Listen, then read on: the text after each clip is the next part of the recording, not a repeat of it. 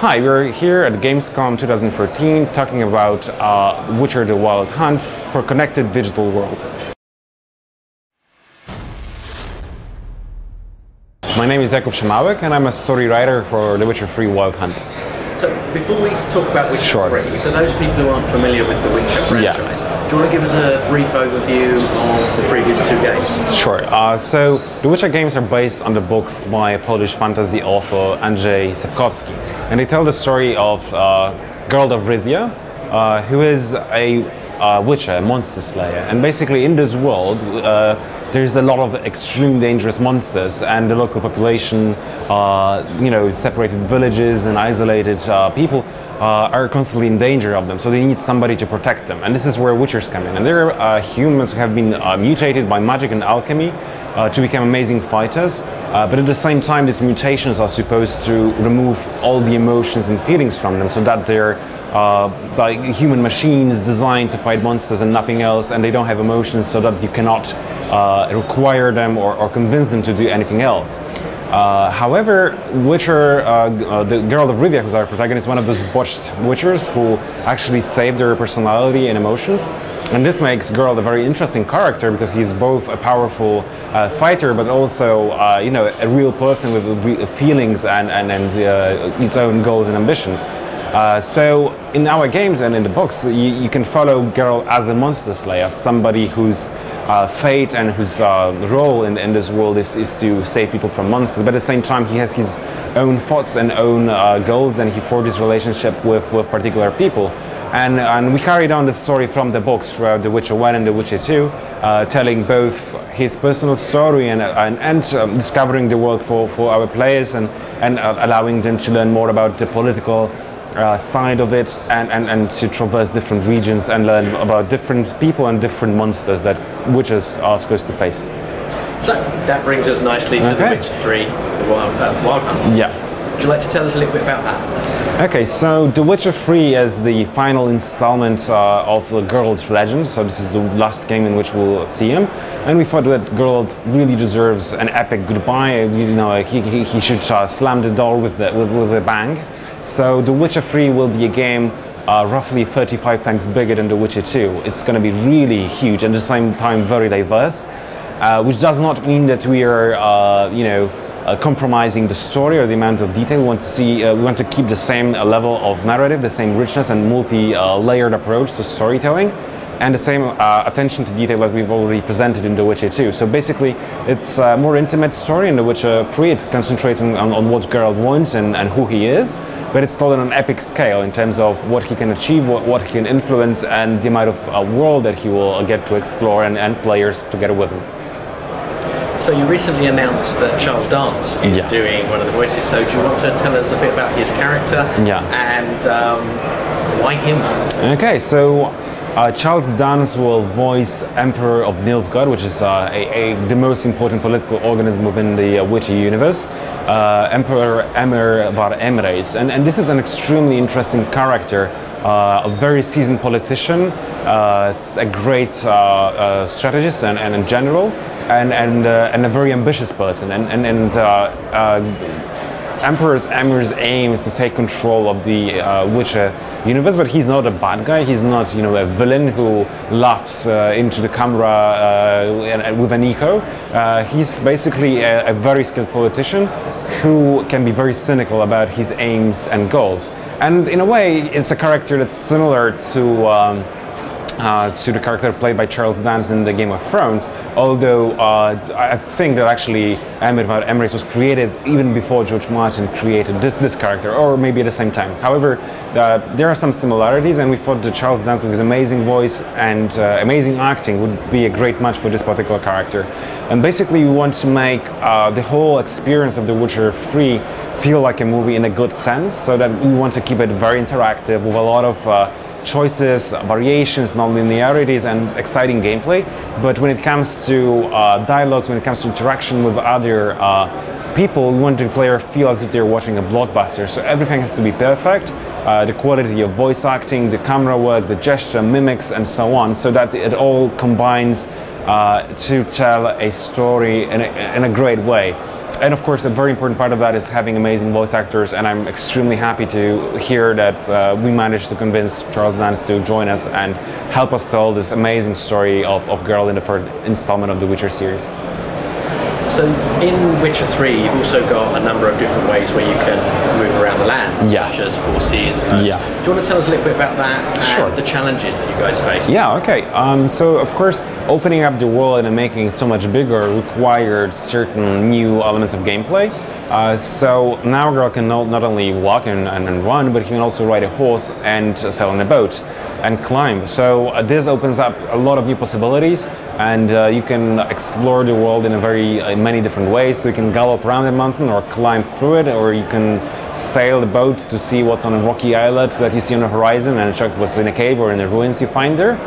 And of course, it also invites new challenges. So for example, when it comes to sailing your boat, if you do so during a storm, it's going to be much more difficult than sailing in calm conditions. And if you're not a skilled sailor in the game, you might actually end up on the bottom of the sea, having crashed against the rocks, or having your sail being ripped by the wind. So we are introducing these both as a means of exploring and adding additional challenge to those players who are up for it. And what's your inspiration been for the story of Witcher 3? Well, there's a lot of different inspirations actually that we sort of weave into the story of The Witcher 3. Of course, the books remain a main source of inspiration. There's a lot of great content that we refer to during our work with The Witcher 3. And of course, on top of that, we looked for different sources of inspiration with each of the regions that we were showing in this world. So, for example, when it comes to the Scaly Islands, which we showed in the demo, this is an archipelago which is based on Nordic legends and myths.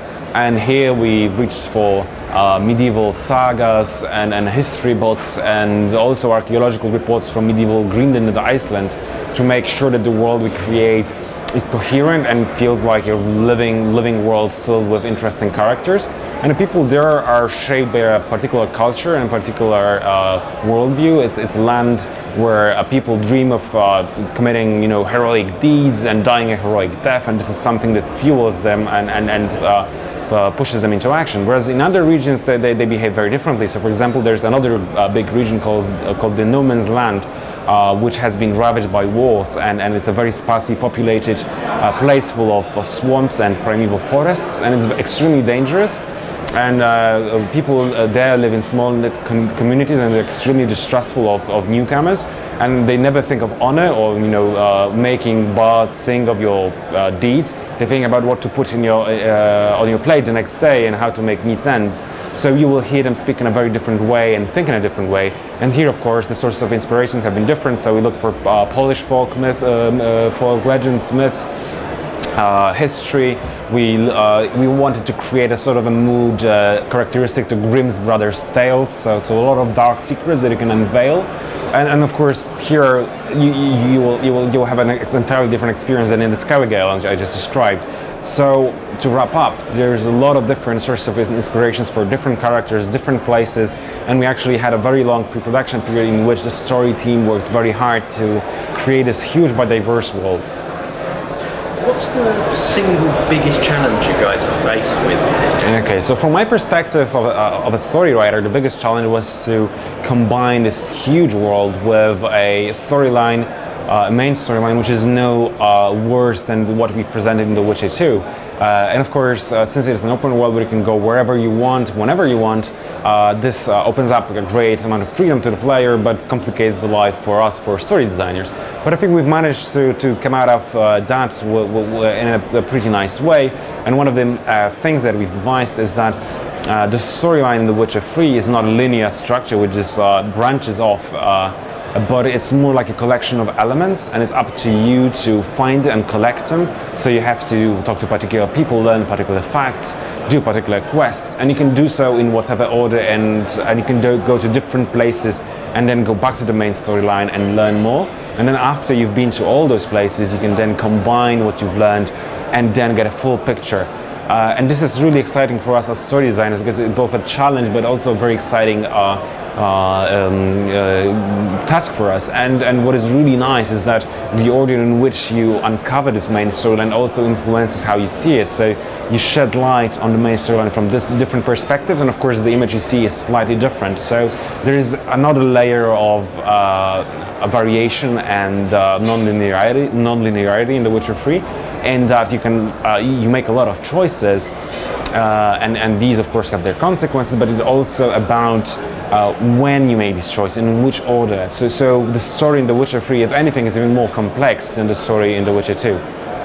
And what's the current planned release time frame for the game? Okay, so we will be releasing the game next year on PS4, Xbox One and PC simultaneously. No plans for current gen versions then? Well, we are afraid that the game we're creating is just too huge and too detailed to put it on the current generation consoles, and we didn't want to compromise the quality of the game to get the size we wanted. And this is why we are really excited that our work with The Witcher 3 coincided with this new generation, because we can finally create a world which is the size we want it to be, and keep the level of detail and care that we've put into The Witcher 2. So the world of The Witcher 3 will be much bigger, but it will be just as beautiful and as carefully crafted as the world of The Witcher 2. During the demo this morning, you guys talked about the main story and the side quests. You mentioned that there's probably around 100 hours or so of gameplay. How did you go about deciding how to split that up between side quests and main game? Well, we thought that we need to tell an epic long story to give Geralt a chance to say proper goodbye and to tie in all the loose ends. But at the same time, we knew that players would also want to explore the world and do side quests to learn more about particular communities or politics or particular NPCs if we are interested in it.